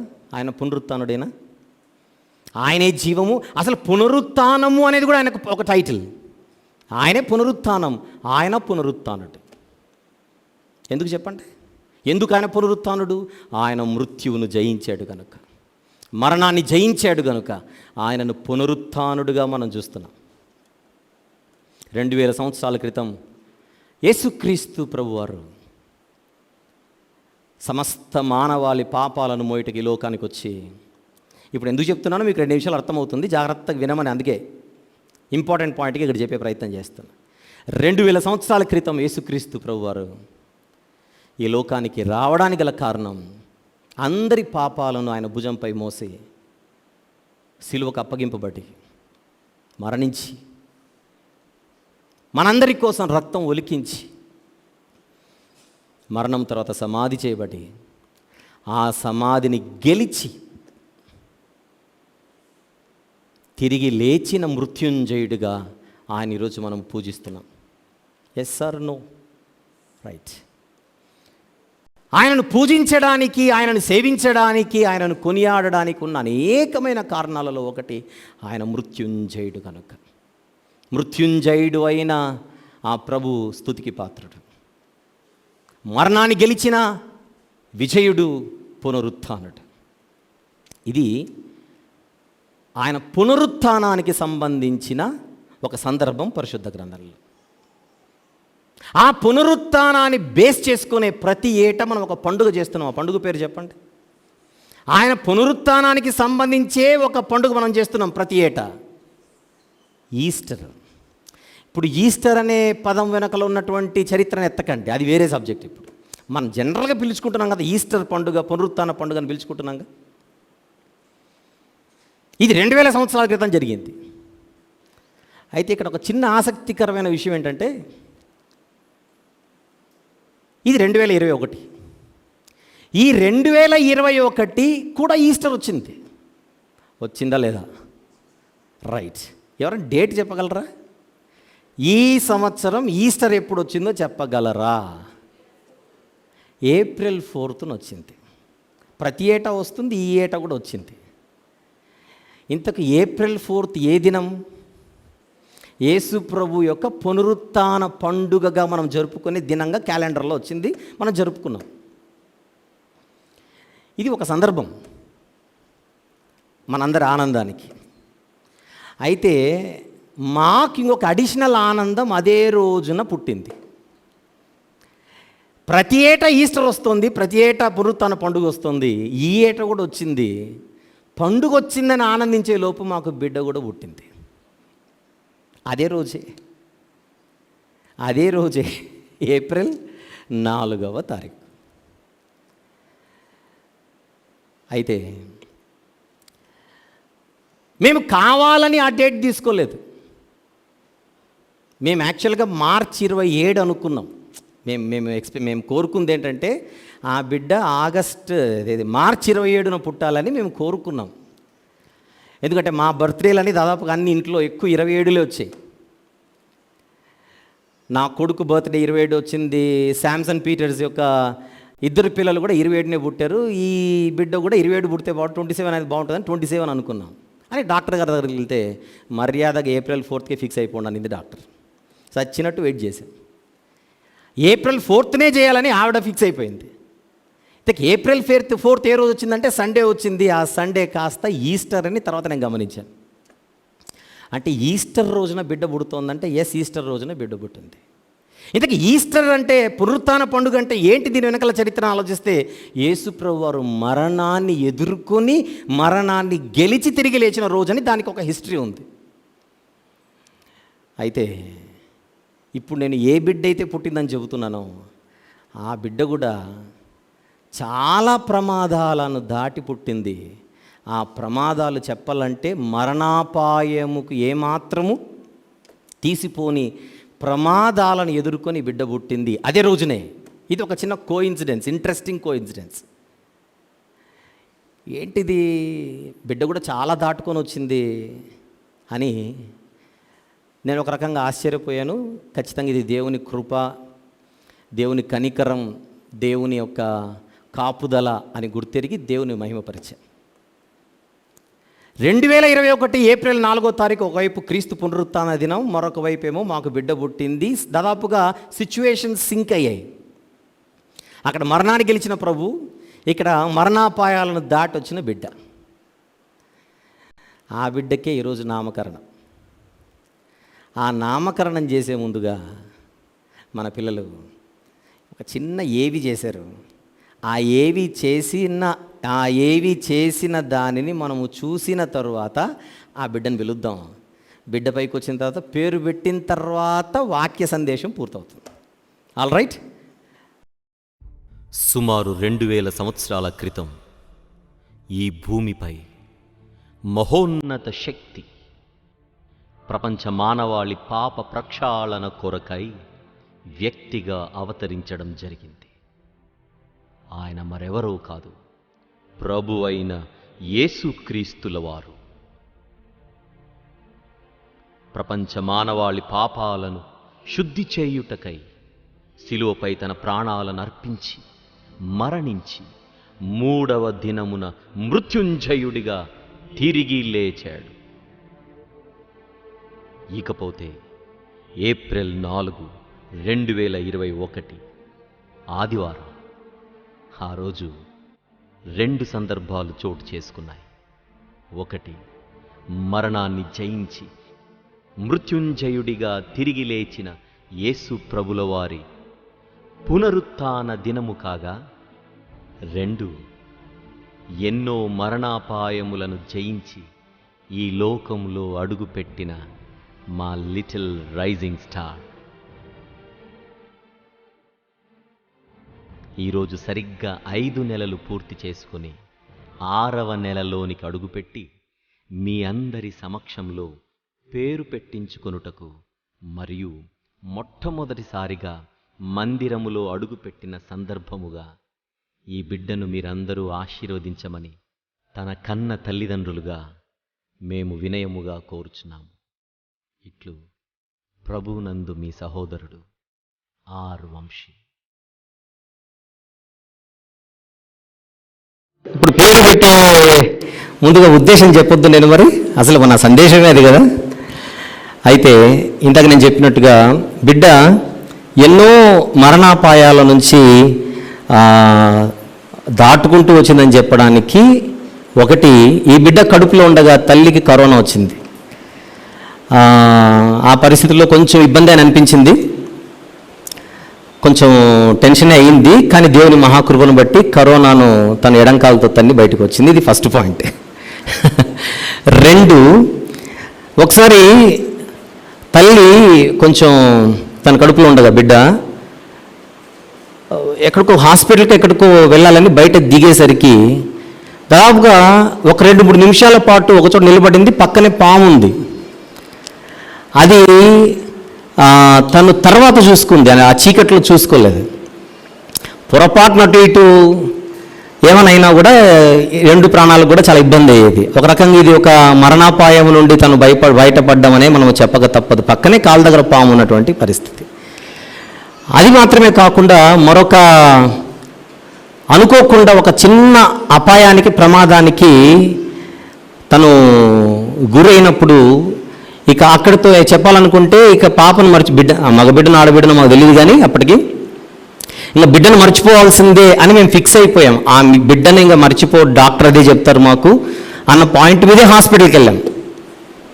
కానీ ప్రమాదం అయితే జరిగింది, కానీ స్కానింగ్ రిపోర్ట్స్లో బిడ్డకు దగ్గరగా ప్రమాద ఎఫెక్ట్ ఉంది, బిడ్డ మాత్రం సేఫ్గా ఉందని డాక్టర్ చెప్పింది.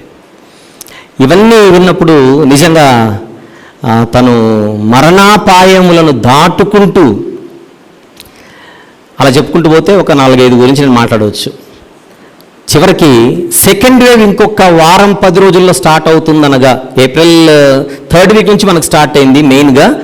కానీ ఏప్రిల్ 1st వీక్లో సేఫ్గా ఆ బిడ్డ భూమి మీద అడుగు పెట్టడం, అది కూడా కాకతాళీయంగా యేసుప్రభు వారు తిరిగి లేచిన దినాన పాప పుట్టడం, ఇవన్నీ నేను సింక్ చేసి ఈరోజు ఈ బిడ్డకి ఒక కొత్త పేరు పెట్టబోతున్నాను. ఇప్పుడు కొత్త పేరు వినగానే ఇది ఎక్కడ వినలేదే, మా బంధువుల్లో కానీ ఎవరి బంధువుల్లో నీ పేరు లేదే అని మీరు అనుకోకూడదని రెఫరెన్స్ ఇచ్చాను ముందుగా. పాయింట్ అర్థమైందా? అయితే బిడ్డ ఒక రకంగా మృత్యుంజయురాలు. ఫస్ట్ స్టెప్ గురించి మాట్లాడుతున్నా.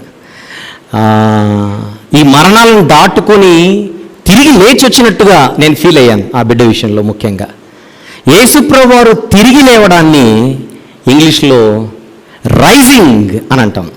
అందుకే మీకు ఏవీలో రైజింగ్ స్టార్ అని అన్నాను, ఏదో ముద్దుగా, తండ్రి కదా అలా అన్నాను లేండి, అంతే. రైట్. తిరిగి లేచి వచ్చిన బిడ్డగా ఆ బిడ్డను నేను చూస్తూ, తర్వాత ఇది కేవలము తనకు అర్థమయ్యే వయసు వచ్చినప్పుడు తనకు అర్థమయ్యేలా చెప్పి తన పాస్ట్, ఇప్పుడు తన భవిష్యత్తును కూడా తల్లిదండ్రులుగా ఆ బిడ్డకు చెబుతూ, భవిష్యత్తులో ఖచ్చితంగా ఎవరికైనా కూడా మొదటి మరణం తప్పదు. నాకైనా, మీకైనా, ఎవరికైనా, ఈ బిడ్డకైనా మొదటి మరణం అనేది మనందరికి వచ్చే మార్గం.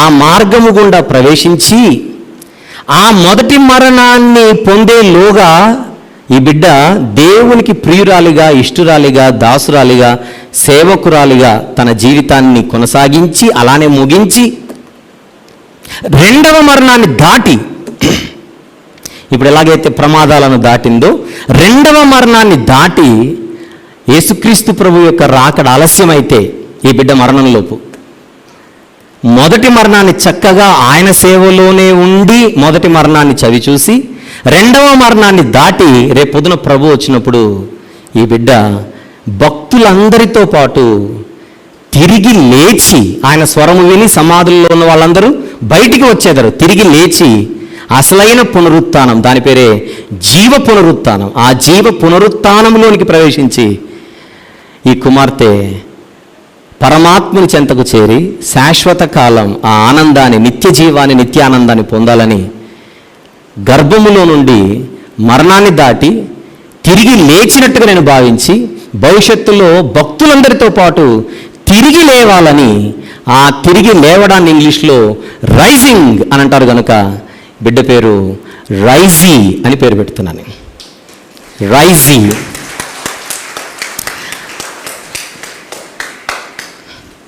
RISY, రైజీ అని పేరు పెట్టి, తర్వాత మా ఫ్యామిలీస్లో పీటర్స్ అనే మా ఫ్యామిలీ నేమ్ అది, అంటే మా పూర్వీకులు చెప్పాలంటే మా తాతగారు ఆయన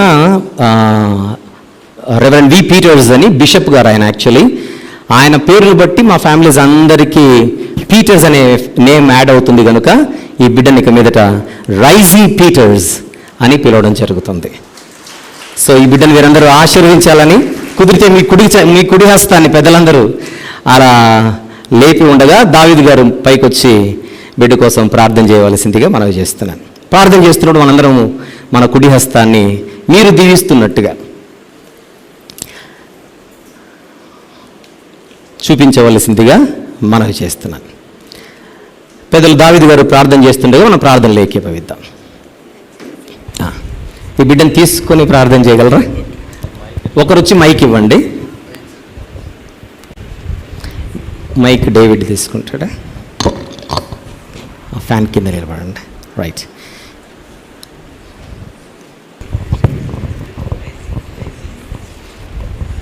ప్రార్థన చేసుకుందామండి.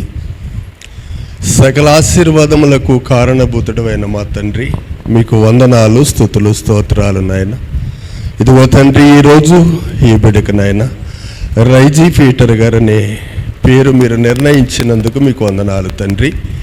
వారి తల్లిదండ్రులు ఆశించిన రీతిలో తండ్రి, మీ దాసులు, మీ ప్రవక్తలు ఎలా అయితే పునరుద్ధానములో తిరిగి లేస్తారో అలా ఈ బిడ్డ తన జీవితంలో మీ ఎడల నాయన మీరనుకున్న రీతిలో ఈ భూమి మీద తనకిచ్చిన ఆయుష్కాలం అంతయు కూడా మీకు ఇష్టరాలుగా బ్రతికి తండ్రి తన జీవితాన్ని ముగించిన తర్వాత రెండవ మరణాన్ని దాటుకుని సజీవమైన నిత్యత్వములో మీతో కలిసి ఉండాలని తన తండ్రి అయిన మా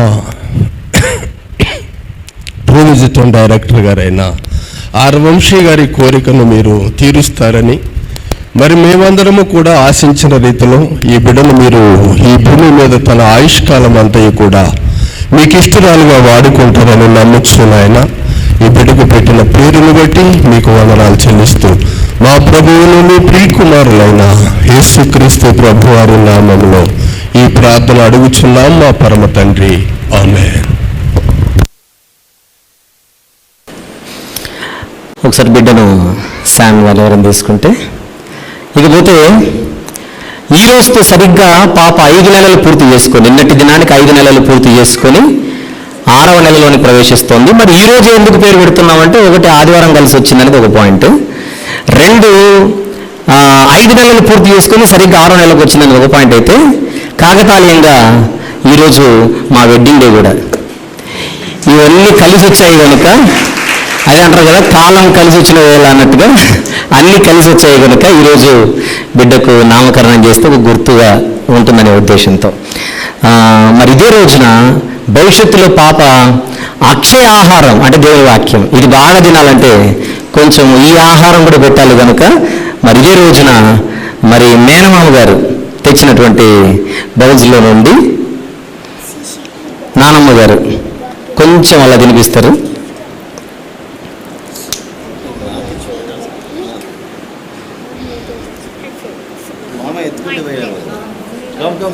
నరేష్ తీసుకో. మేనమామ గారు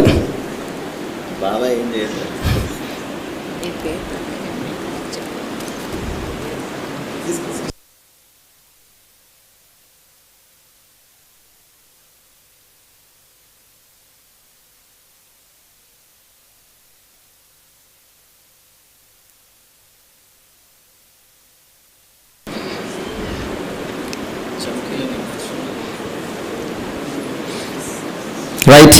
మొట్టమొదటిసారిగా అలా చిన్నగా ఈ ఆహారాన్ని తింటున్నటువంటి బిడ్డ భవిష్యత్తులో అక్షయ ఆహారాన్ని గొప్పగా తినాలని ఆశిద్దాం. కొంచెం నీళ్ళు కూడా అలా ఊరినట్లా అంటే ఫోటో కోసమైనా అలా పెడితే అంటే రైట్ రైట్ రైట్ అంతే ఇక తాపకండి చాలు. పోతే మరి ఈ అర్థాన్ని అంటే నా పర్పస్ ఇది ఉంది. ఒక మాట చెప్పి నేను వీళ్ళందరికీ సెలవు ఇప్పిస్తాను. అంటే ఇది నా పర్పస్. పాప తిరిగి లేవడం అనే కాన్సెప్ట్లో తను జీవించాలి. భూలోక సంబంధమైన వాటి మీద మనసు పెట్టక, అంటే భూ సంబంధమైన వాటి మీద మనసు పెట్టక, నా పేరు నాకు చెబుతోంది భవిష్యత్తులో ఈ లోకాన్ని విడిచిపెట్టి నేను మరలా తిరిగి లేవాలి. అది తనకు ఎల్లప్పుడూ జ్ఞాపకం ఉండేలా ఆ ఉద్దేశంతో ఒక మంచి పేరు మరి పెడితే బాగుంటుందని నేను తమ్ముడు శాంసన్ పీటర్స్తో నేను డిస్కస్ చేసినప్పుడు తమ్ముడు బాగా ఆలోచించి పాపకు రైజీ అనే పేరు నామకరణం చేసి నిజానికి శాంసన్ పీటర్సే. కనుక తమ్ముడికి కూడా కృతజ్ఞతలు. Thank you very much. Right, this is Raisy Peters before you. Thank you very much. Can you just put your hands together for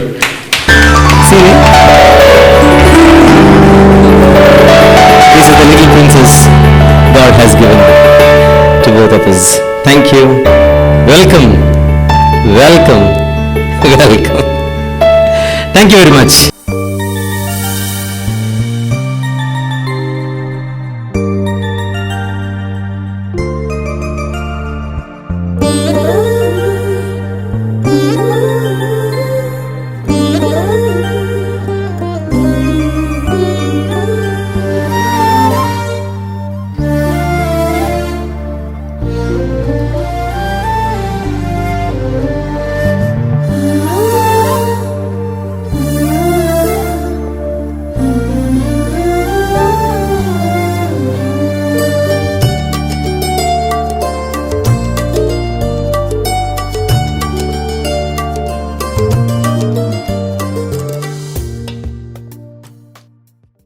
మరి ఈరోజు మనం మాట్లాడుకుంటున్న అంశంలోనికి మనం ముగిచ్చేద్దాం.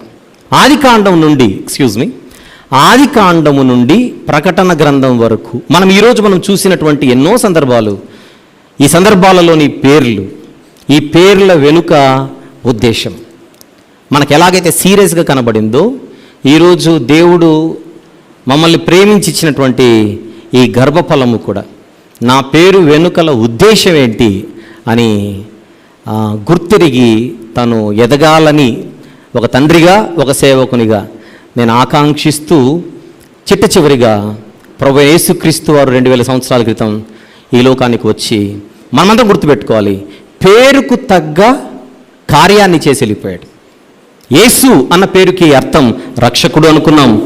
ఆ రక్షకుడు అన్న పేరుకు ఏమాత్రం తీసివేయకుండా ఆయన రక్షణ కార్యాన్ని పూర్తి చేశాడు. క్రీస్తు అను శబ్దమునకు అభిషక్తుడు లేదా రాజు అని అర్థమైతే, ఆయన ఈరోజు మనల్ని పాలిస్తూ సదాకాలం మనతో ఉంటూ మన విషయమై ఆయన పరితపిస్తున్నటువంటి విషయాన్ని జ్ఞాపకం చేస్తూ ఈ లోకానికి ఎందుకోసమైతే ఆయన వచ్చాడో దానిని ముగించి వెళ్ళాడు. అదే మనందరి పాపాల కోసం ఆయన తన అమూల్యమైనటువంటి రక్తాన్ని కార్చి ఆయన తన ప్రాణం పెట్టి సమాధి చేయబడి తిరిగి లేచిన విజయుడిగా, మృత్యుంజయుడిగా మన ముందు మన విశ్వాస నేత్రములకు కనబడుచుండగా ఆయన బలియాగాన్ని స్మరించుకుంటూ ఆయన దేహమునకు సాదృశ్యమైన రొట్టెలోను ఆయన రక్తమునకు సాదృశ్యమైన పానీయములోను మనం ప్రవేశించుటకు, ప్రభు బల్ల కార్యక్రమంలో ప్రవేశించుటకు మనం సిద్ధపడదాం. అందరు తలదించినట్లయితే కన్ను మూసుకుందాం. ఇక్కడితో ఉద్దేశమును తెలుపు నామము అనేటువంటి అంశాన్ని నేను పూర్తి చేస్తున్నాను. దయచేసి ప్రార్థనలు ఏకీభవించండి. తదుపరి పెద్దలు వచ్చి ప్రభు బల్లలోనికి మనల్ని నడిపిస్తారు. ప్రేమగల తండ్రి, కృపగల దేవ, జీవం గల ఆయన, పరిశుద్ధుడైన మహాగోప దేవ, తండ్రి, మమ్మల్ని అందరినీ ప్రేమించి ఈ భూమి మీద మీరు మాకు జన్మనిచ్చారు. మాకంటూ ఒక ఐడెంటిఫికేషన్ ఈ భూమి మీద ఉండాలి కనుక మా అందరికీ కూడా సొంత పేర్లు ఉండాలి. కానీ ఆ పేర్ల వెనుకలో కూడా వాక్యములో గంభీరమైనటువంటి అర్థాలతో కూడుకున్నటువంటి సందర్భాలు కనబడుచుండగా వాటిని మేము ధ్యానించాం, నెమరు వేసుకున్నాం. వాటన్నిటిని ఆధారం చేసుకొని మీరు నన్ను ప్రేమించి తండ్రి, మా దంపతులకు మీరు ఇచ్చినటువంటి 2వ సంతానం ఆడబిడ్డను తండ్రి మీ పిల్లలందరి మధ్య తీసుకొని వచ్చి మీ సన్నిధిలో తండ్రి ప్రార్థనాపూర్వకముగా ఎన్నో మరణాపాయముల నుండి తను బయటపడి ఒక రకంగా తిరిగి లేచిన బిడ్డగా మా ముందు కనబడుచు తండ్రి, మరి భవిష్యత్తులో అసలైనటువంటి తుది పునరుత్థానములో భక్తుల గుంపులో తాను పాలుపుచ్చుకోవాలని ఆశపడి రైజీ అని పేరు పెట్టి, కుటుంబ పేరుగా పీటర్స్ అని వస్తుండగా రైజీ పీటర్స్ అని పిలువబడుటకు మీ సన్నిధిలో మీ యొక్క ఆశీర్వాదములు కోరి నామకరణం చేసి ఉండగా కృపగల శక్తిగల మీ హస్తములకు బిడ్డనప్పచెప్పుచు విన్నటువంటి వాక్యమంతయు మా అందరి హృదయాలలో గొప్పగా నిలిచి ఫలించుటకు సహాయం చేయమని, ఆరాధన కార్యక్రమంలోని శేష కార్యక్రమమును కూడా ఆశీర్వదించమని వేడుకొనొచ్చు. మీ ప్రియ కుమారుడు, మా ప్రభు ప్రియ రక్షకుడైన యేసుక్రీస్తు ప్రభు వారి పరిశుద్ధ నామములు ప్రార్థన సమర్పిస్తున్నాము తండ్రి. ఆమేన్.